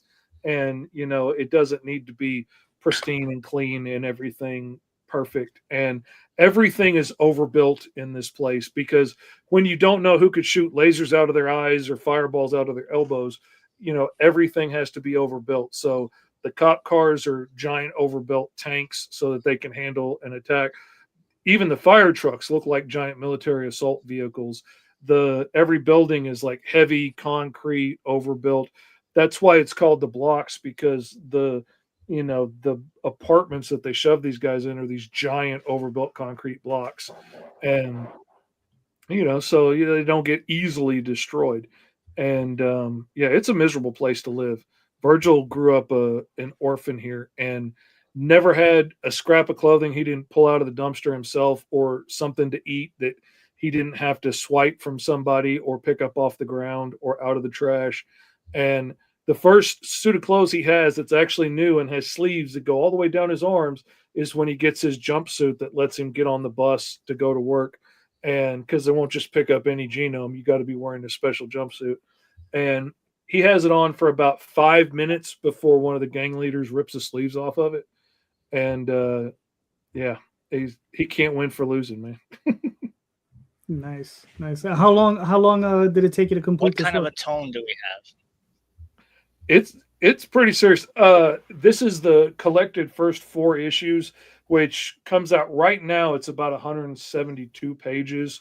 I'm making a director's cut out of it, so I've re-edited all 4 issues and put it in the order that I really kind of wanted it in, and I'm adding back in several pages of stuff that I took out to hit page count originally. Like there was certain interactions and stuff that just weren't as important if I got to hit that page count, for the publisher. And so now I'm adding that stuff back in. I'm adding in the handbook is going to be at the end of it with new files for all the new characters. There's a tier that you can get where you can be drawn into the book and some of these new pages that I'm adding and get, a file on your character at the end of the book. And I'm adding in like 30 pages of short stories and strips and stuff that I've done other places over the years that feature other characters from this world. So it can kind of help flesh out more of what this world's like from other angles than just these guys' point of view. But yeah, it's really cool. It's a big book. And that's just covering their first shift. Like his first day on the job, the police station gets bombed and he has to decide, is he going to run back in this burning building to try and save his training officer and potentially go to prison for disobeying orders? Or, is he going to let his training officer burn to death? And, yeah, just lighthearted, fun comic books, like when we were kids. It gives me like a Suicide Squad type of vibe in regards to like a ragtag group of people. Mm-hmm. And you find out real quick just how hard it is to earn your citizenship and how few people make it through. But, humanity gets to pat themselves on the back and say, well, they could pull themselves up by their bootstraps if they really wanted to. They don't tell you only like 1 out of 2,000 make it to 5 years on the force. And like the gangs are constantly trying to slip people in to work for them or other genomes that are just going into the blocks to flex their muscles and feel like big guys and push people around. And so, it's the problem I have had at cons is when I say it's about cops, people automatically, whatever their feelings are about cops, they automatically assume I'm on the other side for some reason. I don't know why. I don't know if it's because I'm old or what. And they get this attitude and they walk away. And whatever your feelings are about cops, this book is not that. I have been abused by cops. I have nearly been killed by cops because I said yes, sir, to the wrong guy at the wrong time. I also have had cops and sheriff's officers and stuff that I dearly love that are like brothers to me. And I've listened to them tell stories about their day at work that made my blood curdle. This is about how complicated it is for these guys that it's illegal to be who they are. When society hates you, how much the deck is stacked against you, how many hoops you're willing to jump through to try and make a better life for yourself, and how you can get up every day and try and do the right thing and still be looked at as a monster and a villain. And sometimes you can't win for losing. And that's what this story is about how hard it is for these guys. And hopefully somebody can read this story and see how hard Virgil is working, that he doesn't even have an apartment because he doesn't have family or anything. He's living in a maintenance closet with the mops and stuff just because he's made a little bed in here for himself. And he still gets up and, brushes his teeth and he gets ready for work. And even though the gangs are attacking him and trying to stop him from getting out and everybody packed in his block hates him, he's still going to try and make it in, even though the human guards want to kick him out because he can't fit the belt around his waist because he's freaking 8 feet tall, but his training officer ends up putting it around his wrist so he's not technically out of uniform. And, and even when he's saving people's lives in a fire, the people in charge still look at him as a monster and are accusing him he must have been in on it or something, or he's disobeying commands because he's marching back in the fire when you told him to stop. Forget the fact that he dragged 12 people out. That's not what matters. You know, it's So not how much work when is it launching? It launches Wednesday at 2:30 p.m. Central Time on the Roll for Hero art stream on YouTube and Facebook and all kinds of places. Me and my buddy Esteban do it every Wednesday. I will be there. I want to read this. Yeah. I definitely need to read this. Sounds like a lot of fun. All right, cool. Very good job, Fish. As always. Now, Mr. Torres. Yes, my little book, 30 Years in the Making. Issue 1 is on sale right now. It's on Crowdfunder. The best thing about Crowdfunder, and I do not work for them, is that once the campaign ends, it stays as a store. So I have a store where people just buy my book whenever they want. And the other thing is that they do not have to be a member of Crowdfunder to buy the book. So you just press a button, buy the book. It's really awesome. It's about 2 warring alien races fighting over a newly discovered power source. The war finds its way to planet Earth, and as a result, some humans gain abilities. The story was actually written about 30 years ago. I wrote the whole story, 110 pages. My friend from high school, his younger brother, decided to draw the artwork. So he drew it about 20 years ago, and it's inked by Peter Palmiotti, that's Jimmy's brother, and I have a cover by Russ Braun, who draws the boys. And issue 2 is coming out this year. We're actually, I'm working on the cover right now. One of the things I was asking about the cover is that I'm actually going to get a photo cover. My co-host of the radio show, she has cosplay as my character when we've performed it as a radio play. We performed at New York Comic Con, and she looks enough like the character, so we're going to do a photo mashup with artwork to have a new cover, and that's coming out this year. She's actually already did the first photo shoot, so that's going to be kind of cool. And issue 2 should be coming out in April if everything gets done when it's supposed to. And it's a 5-issue series, ready written, ready drawn. It just has to get published. That's awesome. That's dope. Very nice. Very nice. I have a question. Since I've never used Crowdfunder before, how does the payment work? Like if I back it, does it charge me right now, or is it later? Yes, like Kickstarter? it's right away. It's right away. See, you press it, cool. it comes right to me, and I send it to you in a day or 2. Or if you get the digital, I hit the button and boom, it sends right to you. That's and like awesome. I said, once it's passed, it's a store. So I had this up 2 years now, and you just buy a book whenever you want to. Oh, cool. JD, you want to hit that little video? Because I always like to do the self-promotion. Enjoy the amazing Trauma Presents comic book premiere of Mr. Mark Torres, comic book called Designated. It's going to be an amazing event in 2023. As I mentioned last time I was on the show, Trauma has agreed to sponsor our book for New York Comic Con. We're going to look to try to get it performed as a radio play for issue 2. We have to wait to get approval for New York Comic Con, but Trauma's already in. So that was kind of cool with them. Very nice. That's dope. Yeah, that's awesome. All right, cool. So you said when's issue 2? Issue 2 should be available for pre-order because I like to make sure I have enough money, everything's already set before I put it out there, because I really hate to be one of those people that need the money to make the book. I want to have the book before I start selling it. Right. So that should be April. April. All right, cool. Good. Sounds good. Let me know. We'll bring it back. You know, except it won't be Super Bowl this time. That's Sure. Yeah. Real quick, I'll pull up. This is my campaign. This is Dream Reviews, of course. So this is Dream Reviews 1 and 2. This is actually, I've already ran this campaign. This is a kind of a catch-up campaign for anyone who missed it the first time around. So this is issues 1 and 2. The first issue is 48 pages. Second issue is 32 pages, illustrated by Matt Lunsford, written by myself. And the story revolves around 4 kids who, when they go to their role-playing game, they like to play role-playing games, right? So whenever they go to, they wake up in the evenings as their role-playing game characters. And they have these 4 characters, and they fight demons.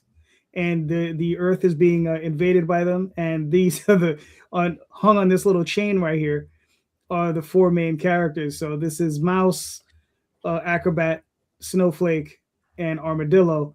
and mind you, these kids are 8 to 12 years old. That's why their names are a little, they're very childlike. I was just like, all right, let's do something goofy and fun with him. And there's the sort of thing is the sensibility of it's a lot of banter between the kids because they're kids and they're just having fun, but they understand that there's something very serious going on in the world, and they're trying to help out. The other thing is a subplot in the story is that these bodies that they're in, they're not just figments of their imagination. They're actually being pulled. This is a group of characters that are actually being pulled from another dimension. And they actually have an other sentient being, like their consciousness is pushing their consciousness back. And so they have these very high level, high powered figures whose bodies they're taking over to fight demons. And that's what they do in their dimension. And they're like, what is going on? Right. And once in a while, you'll see the main ego come out, and they'll start talking differently. So it's one of those things I was just trying to play around with. So when I was writing it, it was just like trying to work that that composite between the two characters. How is one act opposed to another character. So it's something interesting. I thought it was a lot of fun. And then we also have a lot of covers. This is Lena Dye. She always does covers for us. And, like I said, we have some nude covers. We have some regular covers, but we do a lot of covers. I only do 6 of them. This is some of the interior pages. This is by Matt Lunsford. This was a book we had originally done in 92. I remastered it. I relettered the entire thing, and we had it in color because it was originally in black and white. So now it's in full color. So, and there you go. And that's pretty much. What is it like relettering your stuff? Now remastering this. Second, let me take this down. I heard my own feelings doing it. All right, remastering it was because you have to remember this was done in 92. So all of the lettering that was originally there was glued onto the page, right? Mm-hmm. And then we scan the original pages because we still have them. So the rubber cement, it turned yellow, right? So you can see the yellow. I don't think Matthew, I love him. He's the artist on the book. He's a great artist. I don't think he knew what a straight edge was. There was not a straight line in the entire damn book. Like I had to redo all the borders,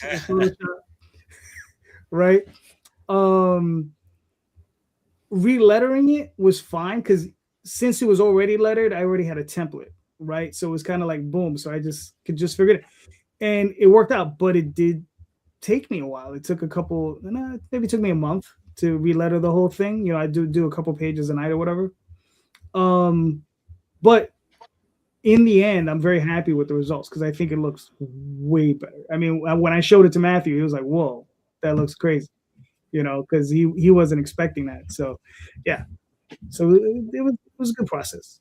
Since you were already bound to the story and everything, were you tempted to maybe change the dialogue here, there, a little bit of word change here and there? All right. First of all, tempted is not even the word. I did that.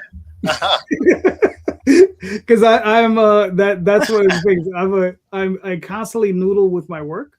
So if I even with Oswald, right? If I go through it and I'm looking at it and I see a mistake or I see something that could be a little bit tighter, I'll fix it in the file, and it's all digital. So we'll just pop it in there, and like maybe the next trade will be a little different than the ones that came out 6 months before, But I look at it like this: it's all about trying to improve the work. Right. Mm-hmm. So you just try to keep improving that work just a little bit at a time, but yeah. How very George Lucas of you. I mean, I don't know if he improved his work, but I can speak for myself. In his mind, he improved it. Well, sometimes that's what that is, sometimes, when we do these vanity projects, it just has to be in the mind,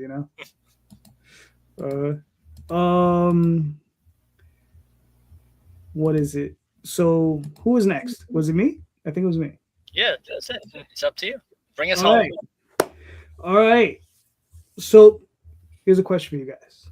Mm-hmm. Why did you choose Indie Comics over another medium? Hmm. I know So it was a bucket list thing for me. I think 3 years ago, I sat down and legit thought about all the different creative avenues that I was passionate about, and I felt like I could develop a solid skill set of doing. One was the YouTube thing, because again, I grew up a YouTube baby. Like this, I would watch more YouTube than I did shows at a certain point. I just enjoy the medium and the video essays, all that good stuff. So like I got into that first and fell in love with like writing video essays initially and all that good stuff that came with that. I was also a big comic fan and then was reading and still collecting at that point in time. But I didn't know, like, the whole concept of making a comic book seemed very like a distant goal. Like I just didn't have the ability to do so until I met my good friend Ethan Murphy, who had been doing it for a while. And he was able to teach me a lot about, how to communicate with certain artists, how to reach out, where to find them, different things like that. And he could have provided me all of the artists, the letterers, whatever I needed for the book, because he just had the connections. But I'm hard-headed and I was like, I don't want to feel like a nepotism baby. I want to do it myself. I think the one thing I did take from it, he provided me with a letterer and a colorist because I was being very indecisive. And he recommended to me, I fell in love with immediately when I saw that work. But everything else, I was like, no, I got to do this myself. I got to reach out to people myself. But I went with the medium because comics as a whole, and then I think it started with like the animated series stuff from like DC, but the comics as a whole was something that really influenced me and how I saw the world in regard, especially when it comes to like representation of, again, me being a Black man. At that point, I didn't see too many people that looked like me in stories being told at that point. So when I did see it, it meant a lot for me to see that. So as the older I got, I'm like, okay, I want to tell stories that are representative of my journey and all. It's kind of like a love letter in a way to the medium that helped create me and build me up to be who I am now. So it was going to happen one way or the other. I was going to be broke, rich, whatever it may be. These comics was getting made. All right, cool. Mr. Fish. I've always loved the medium. I was screwed when the first episode of Scooby and Scrappy Doo came out, and they had to save a comic book creator from his creation come to life. And when I saw that you could have an actual office and it could be your day job to get paid to draw comic books, I was done for. I was a lost cause. But also, like, I'm a storyteller at heart. That's what I love most. And comics lets me tell stories and draw, which I happen to be decent at, and I can do it all. And it's the easiest thing for me to do because I can do it all myself. I actually like really love sculpture, and I used to be a pretty talented sculptor, but like I spent 15 years in a wheelchair, and most of that time I couldn't walk, talk, or see most of the time because of my really severe neurological disorder. And I'm doing great now comparatively, but when I started getting a little bit control back over my body and realized I might be able to start doing some work, I was really torn between, like, do I start a YouTube channel doing sculpture and, sculpt superheroes and whatever the latest movie is, and hope I get big enough quick enough to either get monetized or start taking commissions and make money that way? Or do I take a shot in the dark and start trying to do indie comics, which is what I always wanted to do anyway? And I had to build a freelance career over from scratch again.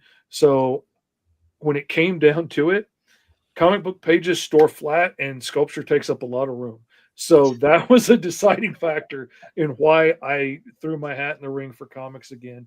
And this time it worked. But the whole world's different now than the last time I tried. And you're not stuck to who's in your hometown to work with. I wasn't stuck trying to use the local newspaper printer to print comics, and they would only do it if it was 5,000 print run. And so, now I can work with people around the world. I could get hired by people around the world to work on their projects. And there's Kickstarters where everybody can come along and help fund it and get it done. It's not just one rich guy paying somebody to do it.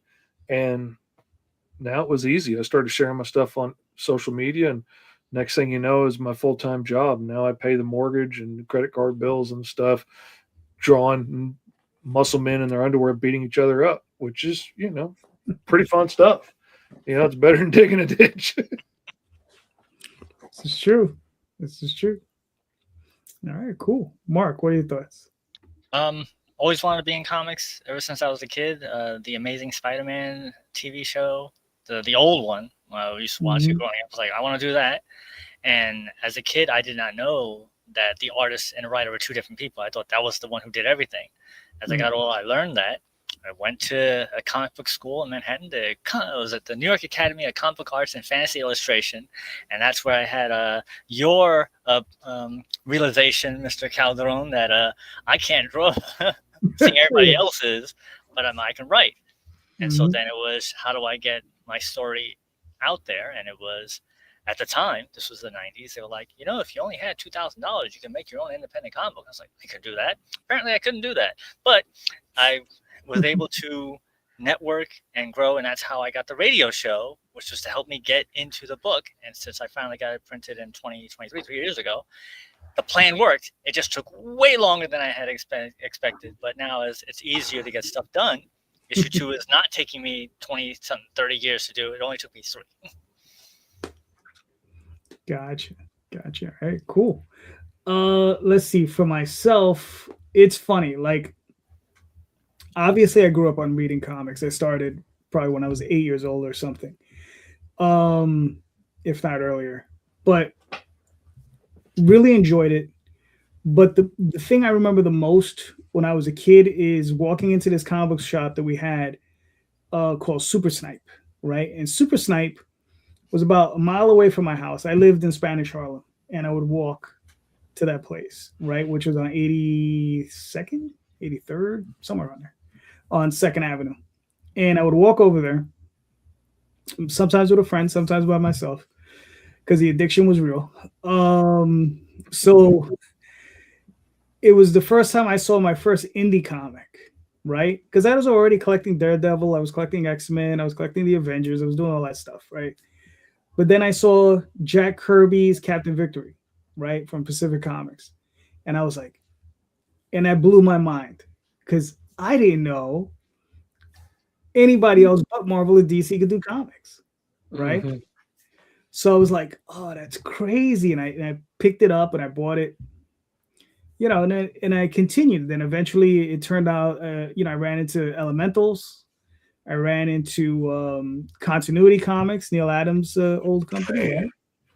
Oh, I love those so much. Yeah. I mean, listen, those stories were terrible. Oh, yeah. But they were beautifully illustrated. They're beautifully illustrated. Beautiful. Yeah. I remember when I was going to school in Brooklyn, you would ride on the subway to get there, and they would have these huge posters. And I thought several movies were coming out. And it was Neil Adams Continuity Comics had taken out advertisements in the subways. So you would see these huge armor and megalith posters. And it was like, what the hell is that? And I didn't know what it was. How cool the design is armor, man. That is such an awesome freaking design. Exactly. And then you got Silver Streak, his brother, and you got Miss Mystic. And eventually I walk into a comic book store and there it is, or there they are. And I'm like, whoa. And I start picking those up, Then eventually the black and white boom hits and all that stuff. And and pretty much from the point I saw Jack Kirby stuff and I realized I could tell my own stories, that's when I wanted to get into comics. Because, there was probably a small window in the 90s after I finished working professionally for a couple of years where I knew several people where I could have begged them to say, yo, take me up to Marvel, introduce me to a couple of these editors, I'll pitch, right? And I'll show off the work that I've already done. And I might have gotten in there, but I have no freaking interest in writing Spider-Man. None. I mean, it would be fun for a minute. Yeah, for a minute. There's so many people that want to draw Spider-Man. Let them. I want to tell my stories, and nobody else is fighting to do that. So. Right. And like I said, I mean, if I got offered the job, I wouldn't spit on it, right? but I don't know if I'd be like, all right, well, let's talk, right? And then we would go from there because, Tenchi Muyo, which was one of the projects I worked on back in the 90s, I didn't know what that was when they presented it to me. They were like, here you go. And they handed me a bunch of VHS tapes and I watched them. I binge watched them in 2 days and boom. And I wrote a 6-issue limited series for it. Right. But that was that, but I think I was more enamored with that because I didn't know what it was. Mm-hmm. Right. It was something like totally new. It was like a brand new frontier for me. It was just like, boom, there it is. and just to show everyone. So where did the film school come into play? Where was that at? Just to show everyone, the reprint just recently came out. So That's sick. the stuff I did back in the 90s, a group of guys got together. They did a Kickstarter. It was helped out by myself and the artist Matthew. And yo, man, I mean, it came out really, really nice. You know, so it was really cool. But yeah. So when did the when did the film school fit into this story? That came later. That came later. Film school was in. I was in my early 30s, and I was working a day job, and I was like, I don't know about this day job thing. So I took 2 years off, and during those 2 years, I went to film school and I did a bunch of other stuff. But yeah, that was a lot of fun. I would have loved to work in films too, and YouTube has been awesome for that, to be able to make films and stuff and make short films, and that hits my storytelling and sculpting and prop making and all the other things that I like to do. But when it comes down to it, like, you have to get other people involved, you have to schedule it with people, you have to find people that can actually act and people that are willing to help with lighting and cameras and all that stuff, and it just becomes a bigger process than, for me, I can just sit down in a room and knock out a story. And so that's a much easier way to go. I only have to bother myself. I don't have to orchestrate everybody else getting together to do it. So yeah, I mean, that's the one thing with film, is that when I got involved in it, I didn't realize how many people it takes just to make a 10-minute thing.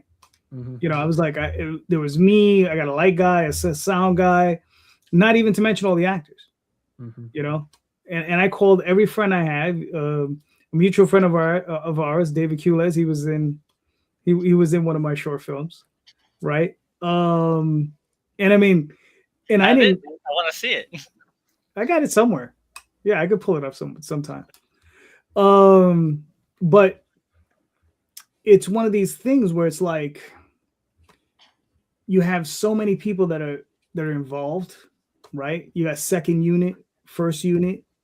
Then when you have to sit down and edit the damn thing, there's never been a bigger time sink in my life than editing. I would sit down at noon and I'd be like, all right, I'm going to edit for a few hours and go have dinner. Midnight rolls around and I'm still, you don't even realize. You're just sitting there, click, click, click, click, click, click, click, click, But it was a lot of fun, though. I mean, I did have a lot of fun doing it, though. That's the only thing, but and it's expensive, because even if you're not paying the artists, I mean the actors, some of them will comp you, especially if you're a film student, they'll comp you the time or whatever. But you still have to feed them, you have to clothe them, you have to build a set. You have to build a set, and you have to buy all the stuff to build a set. And all that.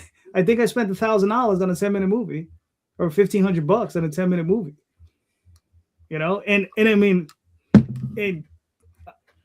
I don't even remember what I bought, but I don't remember it being much. But I spent like $1,500. Oh man, I blew $200 on a fun little short film with my kids I was making when they were little, and I was working on some props at one point, and I remember yelling at my son, and they were like 4 or 5 or something at the time. I had built them jumpsuits to be space rangers. I'd made freaking a prop of the spaceship for them to be in with the joystick and stuff, so I could green screen behind them and have the 3D ships flying by.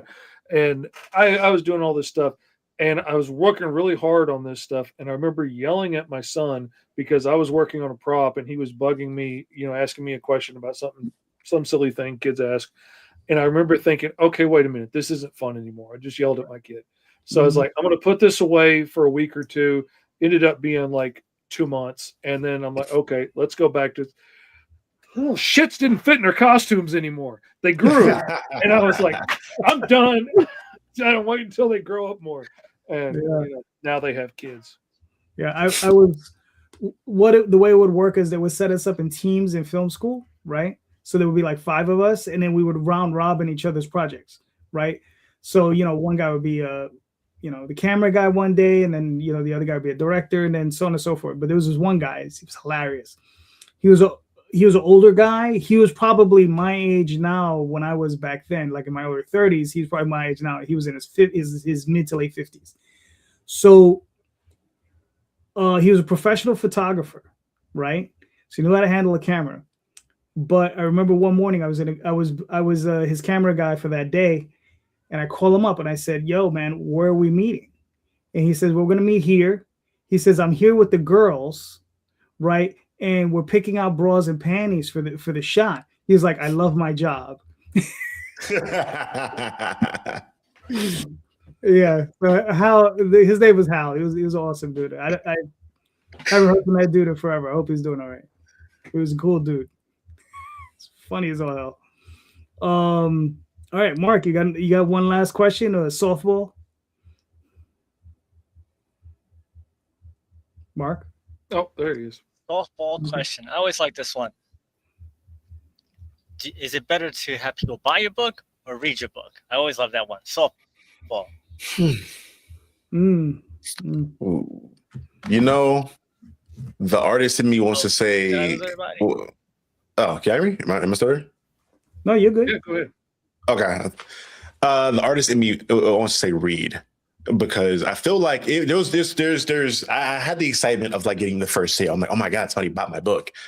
But when somebody told me, like, because initially I was doing this thing where I was like reaching out to different creators I knew to be like, hey, or even creators I did know, would you mind, giving the book a read? If you liked it, maybe you say a thing about it. If not, you don't have to ever speak about it. And one guy came back to me, he's like, hey man, your book made me cry. I'm like, make you cry? He's like, yeah, I loved the emoted like near this particular part of the book, and he was breaking it down for me. And something about that almost made me want to cry. That Oh yeah. My book was able to emote them, because we've all like watched a movie or read something that's made us feel a certain type of emotion. So the fact that something I did generated that kind of emotion out of somebody else made me feel that much more vindicated about who I was as a writer. Because I was definitely in that first script, like very much so overthinking everything. I edited like 15 times. This is my first script. I don't know really if this is what it's supposed to look like, whatever it may be. But hearing feedback about how much they enjoyed it, even criticism about them not enjoying certain parts, it made me feel very special, because it showed that somebody gave my book time, which is more like to ask for anything else. Just like actually reading it, like not just scrolling through the pretty pictures, but actually reading the story I wrote. Mm-hmm. Yeah, 100%. I picked up a little 12-page black and white indie book from like a local artist at a Memphis comic book shop when I was up there for a con. And that thing made me cry in 12 pages, like ugly cry early on a Sunday morning. I mean, I had to find the guy. I had to look him up and find him, friend him, and then message him and fuss at him for making me cry that early in the morning, man. It made my eyes hurt. But yeah, it's awesome to hear that kind of stuff from people. I absolutely want to make sales, because ultimately this is my day job. But I would say read the book, because like I freely give away like Alice issue 1 digitally to sign up for my email list, because I know 9 times out of 10, if you actually read it, you're going to enjoy it and you're going to come back for more. And so I'm happy to let them read that for free and get them on board. Maybe they'll pick up the next one and the one after that and come back and buy the whole freaking library like a lot of people do. All right, cool. Wow. See, I've been at this a long time. So initially, my initial answer at the beginning would always be, I want someone to read it, right? Now, I know they're going to read it. So, but I really do need the sales, because I have to pay the artist, right? Mm-hmm. And the artists have to be fed, and the money I generate from from the copious amounts of campaigns that I do, it all goes back to the artists. This is, I run my situation like a business, right? But it is a very expensive hobby, but I do run it like a business, and because of that, my artists, I can't just tell them like, well, you're not going to be able to, I don't know, feed your kids this week because I can't pay you because I didn't sell a book. So yeah, I need to sell. I need to sell. I mean, I want people to read it, and I know if I sell the book, they will read it. But if I have to make that decision now, I have too many people relying on me to make money. I have too many people relying on me to make rent, feed their kids, that I have to make money. It's crazy, because I mean, the artist in me says, I want everybody to read my work, but I also give away a good portion of it too. So it's like, you sign up for my newsletter, and I'll send you 3 free PDFs. So it's like there's plenty of work there to be read for free, but I really, really do need the sales. It's crazy because, like Fish said, is like he's paying a mortgage. Yeah. Right. And boy, they want that money on the first. It doesn't matter what anybody else feels about it. It doesn't matter if production got delayed at the publisher or anything. They want that money on the first. The bank is real inflexible about that. Mm-hmm. Right. And I know how it feels. I'm pretty sure you like having a roof over your head. Yeah. Exactly. Oh yeah, my wife's a big fan of it. Big fan of it. Not a camper. Not a camper. Just like it. There you go. I never knew a wife who wasn't.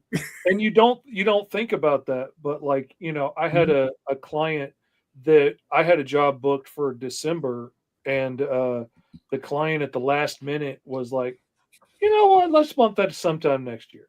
Christmas is coming.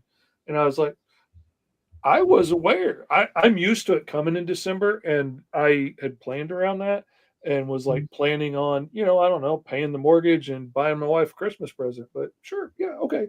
I'm not going to make a big deal out of it. It's their money. But when he pulled that job at the last second, all the other jobs I turned down for 6 months because I was booked for December, they're all booked because they found artists months ago. And now, not only does that put me in a bind, but now like I can't pay my flatter because she was going to flat this book and now she doesn't have a job. And that it has ripples. Yeah. All right, Mark, answer your own question. So just a FYI, for some reason I'm lagging a little bit, so just in case I'm a little behind. But for me, originally when issue 1 came out, I wanted people to read the book. I really did. Read my book. Now, because I want to get the rest of the issues out, you got to buy my book. Yeah, you're in our boat. Well, welcome to the USS Indy. All right, I want to answer this question, if you guys don't mind, real quick. Action Pack asks, do you think it's better for indie comics writers to focus on single characters or multiple characters / teams? So what do you guys think? I am still very green to this, but one thing I've done is, again, continuing to read as many comics as possible to see what I can take from different writers and what works. And certain people are just really skilled at packing a lot of stuff into 1 or 2 issues.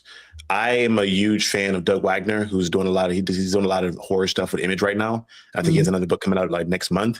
He normally does 5-issue series. Like most of his stuff that he's done with Image and he's built the entire mini serial killer universe, 5 issues a piece, and they're all amazing. And I'm like enthralled with your ability to work on so many characters in a series, but only be 5 issues. And in my mind, like it flows well. Some people have that special talent because again, to develop multiple characters in that short, or even in a short amount of time, or even if you want to do it long, just developing multiple characters in general and making them all be actual people and not feel like a plot device or just something that's just there to look pretty, it's difficult. So at least for me, if you're starting out, I'll probably recommend 1 character at a time just to kind of get your feet going. But if you're a veteran like these guys, you could probably do 25 characters in a book. I don't know. That's just from my perspective as being as green as I am now. Mr. Fish. For me personally, I'm really creative, And I do a show every Wednesday with my buddy Esteban, and we roll up random prompts and we design new characters on the spot. And every single week, we get all kinds of great ideas, and the fans are kicking out ideas, and that spurs more ideas. And now all of a sudden, we got 3 new books that we want to do, and I can't freaking do that. I want to do it, but I can't do it because I have books that I have to get done. And I watched a lot of other small creators that were like, "Oh, we're doing this book and this book and this book and this book," and I was like, "Okay, well, I can do that because I have lots of ideas. I have lots of stories I could tell." So I started telling this book, and when things didn't go quite as fast at that publisher as I was hoping they would do, then I jumped over and started doing the Mighty Caw because I could do that myself and put that on Kickstarter. And I started doing my anthology book Fish Tales, and that had a bit of Alice Lost in Wonderland in it, which is a story I've been waiting 50 or 30 years to tell. Sorry. And then I was talking with a friend of mine, and he was like, "Dude, you're doing too much. You're going in too many directions." He's like, "Where do you want to be headed? And you need to start marching that way." And I was like, "Oh, but they're all," and he's like, "No, they're not all going to the same place. All of these things are going out to different people that are interested in different things. I wasn't getting everybody backing all of those books. There's a lot of people that back everything I do, but not everybody wanted a bloody bird barbarian killing his way across the galaxy that this gritty, grounded cop drama with an 8-foot tall lizard monster in it. It doesn't always cross over 100%. But he was like, you need to do one thing that people can remember you for, because people only got so much room. We're not big shots. We're not Marvel. We're not taking up that big a chunk of somebody's memory. We got a little bitty pocket in somebody's brain, and it can only fit so much. And if you do too much, they can't remember it. But if I'm the guy that does Alice Lost in Wonderland, that's an easy thing to remember. Oh, Fish does Alice. And that's the story that I love all my stories, but that's the one I've been waiting 30 years to tell. And I could tell it for the rest of my life if it kept selling. If it quit selling, I can move over to something else. I'm only back on Green Zone right now because I really want to do the trade and be able to put it all in the order I want and add the stuff in that I had to cut out and have the one complete thing with all of the awesomeness in it and be able to have that to sell. And here's my story that I wanted to tell you in the first place. I would highly recommend for anybody to do one thing and keep telling it, because all those guys I was trying to emulate have like 20 first issues and no second issues of any of those stories. They keep starting new things and they never finish anything. Yeah. And I don't want to be that guy. And then the people that I look up to that are really doing something have just been grinding out one series over and over again, like Boston Metaphysical Society, over and over again for years, until she built up this huge following for it. And now she can spread out and do other things because there's a bunch of people that love her stuff and have been following her. When I'm trying to get my feet planted and I'm trying to start to, hoe a row, but every time I keep changing directions, I ain't getting anywhere. But now, if I had just told this story from the beginning and been brave enough to tell it, I would be 20 issues down that story. Or if I'd just done my own stuff instead of doing everybody else's books, I'd be 131 issues down this storyline right now instead of 131 into everybody else's books. And that would be pretty epic. But, I'm going to get started now and make that correct. All right, cool. Mark, what are your thoughts? It depends on what he means by better. Better for the creator or better for the audience? I think you should just focus on the strengths. So if you're good at writing single characters, write a single character. If you're good at writing an ensemble, write an ensemble. I will throw this to the Superman movie. James Gunn, in my opinion, can't write a single hero story. He has to write an ensemble cast, and that's what he did. Play to your strengths. It makes it better. If it's better for you, that's what I think you guys should do. All right, cool. For myself, I would always tell someone it depends how many voices you have in your head, right? The more voices you have in your head, the more characters you want to have on the paper, okay? To release those voices, you got to get those demons out somehow. Coming from a role-playing game background, that's why I did something like Tall Tales, where I have like 7 lead characters and a dozen and a half background characters, right? And they're constantly interchanging and it's moving around. And like 4 or 5 plots moving at the same time. But it had to do with the fact that I was accustomed. This is how we played role-playing games back in the day. It was crazy. It was like there were 6 or 7 of us, and we would just come up with these convoluted, insane plots, and it was just constantly grinding these characters, right? So for me, that was like normal, right? And as far as like, you know, single characters, right? I have the Oswald Chronicles, technically a single character, but that one was always more difficult because I was so used to grinding out, you know, bigger stories with more characters. So yeah, that's why like something like Dreamweavers, I have the main set of kids, I have their alternate reality counterparts, and then all their background stories that go along with them. So it ends up being very, very much larger than I initially wanted. So yeah. So I would just say, that's going to your strengths. That's going to what's easier for you to write. Like I love the interpersonal conflict and connections and interactions and jokes and stuff of you know, having people that can play off of each other and different personalities. Yeah. All right, cool. Gentlemen, this has been awesome. We made it to hour 2. This was great. Thank you so much for being here. Let's start with Charlie. Charlie, where can we find you and your work, sir? Yeah, as far as the just what I generally do is Cap Diesel 24 at everything, YouTube, Instagram, TikTok, whatever it may be. And as far as Reaper, you can find issue 1 on echelongraphicnovels.com. Well, you'll be able to find issue 2 there when that drops. But the Kickstarter, like I said before, is out. Currently, the book is in production. We're on page like 22 out of the 26 in the inking phase now. So we're getting through that pretty quickly. Yeah, that's pretty much me in a nutshell. You can find me everywhere. All right, cool. Mr. Fish. I am Mr. Fish Comics everywhere you would want to find me. And go MrFish.com. The short link will take you directly to my new project that I'm working on, whatever that is. So right now, that's the pre-launch page for Green Zone, which goes live Wednesday on my show, Roll for Hero, with the number 4 in the middle. Check it out. It's a lot of fun. We're going to be designing up new characters for Green Zone. All right, cool. Mark. So you go to www.itcamefromtheradio.com. We are broadcasting every Sunday on WGBB, Long Island's oldest radio station. That's 12:40 a.m. with simulcast on 95.5 FM. We're also on digital radio stations such as sci-fi.radio. We're also on 45 different podcast places, so just Google It Came From the Radio.